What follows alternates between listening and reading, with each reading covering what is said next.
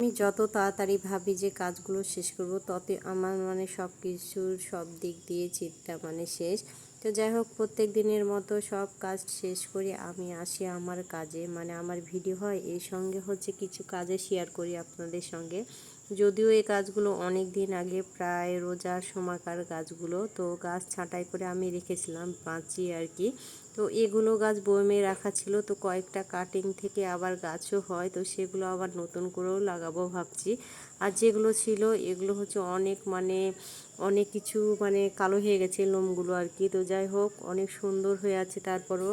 তো এগুলো সুন্দর করে ধুয়ে কেটে টেটে একদম সুন্দর করে একদম আমি রেখে দিব আবারও বোতলে আর কি।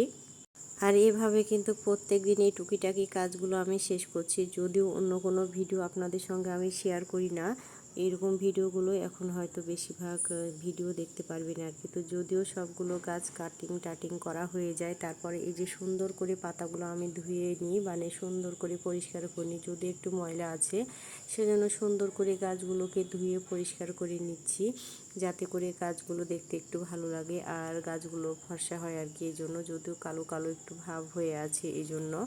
পরে সুন্দর একটা কড়ির মগ ছিল, কড়ির না কাচের মগ ছিল এটা, সেজন্য এই কাচের মগটা একটু হালকা একটু ফেটে গেছে, সেজন্য ভাবছি কাজে লাগায়। যদিও আমার বাসায় অনেকগুলো পাথর ছিল, কালারিং পাথর আর সাদা আর কালো পাথর ছিল, এই জন্য ভাবছি পাথরগুলো কাজে লাগাই। সেজন্য সুন্দর করে গাছগুলোকে একটা রাবার, যেগুলো রাবার থাকে রাবার দিয়ে সুন্দর করে গোড়াটাকে বেঁধে দিচ্ছি, তারপর পাথর দিয়ে দিব নিচে আর উপরে সুন্দর করে, তাহলে দেখতে ভালো লাগবে। আর পানি দিয়ে রাখবো, তাহলে এমনিতেই গাছটা অনেক সুন্দর হবে এই জন্য।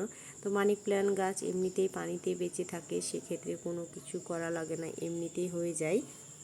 মানি প্ল্যান্টের গাছ আমার বাসায় অনেকগুলো আছে আর অনেক হয়েও থাকে। আর এখন যেহেতু বর্ষা মৌসুমে একটু বেশি হয়, প্রত্যেকটা গাছেরই একটি অন্যরকম চেহারা হয় আর কি, দেখতে ভালো লাগে।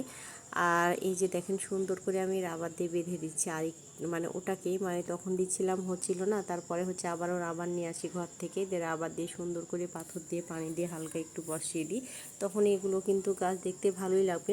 পরে কিন্তু দেখতে ভালোই লাগছিল, যদিও আমি সুন্দর করে রাবার দিয়ে বেঁধে দিচ্ছিলাম, দেখতেই পাচ্ছেন। আর এগুলো গাছ কিন্তু আমার কাছে, আর এরকম গাছগুলো আমার তো ভীষণ পছন্দ। যদিও কয়েকদিন ধরে আমি কয়েকটা গাছ না, অনেকগুলোই গাছ এভাবে প্রত্যেক দিন বিকেলের দিকে একটু একটু করে গাছগুলো সুন্দর করে লাগাচ্ছি আমি, একটু করে একটু করে।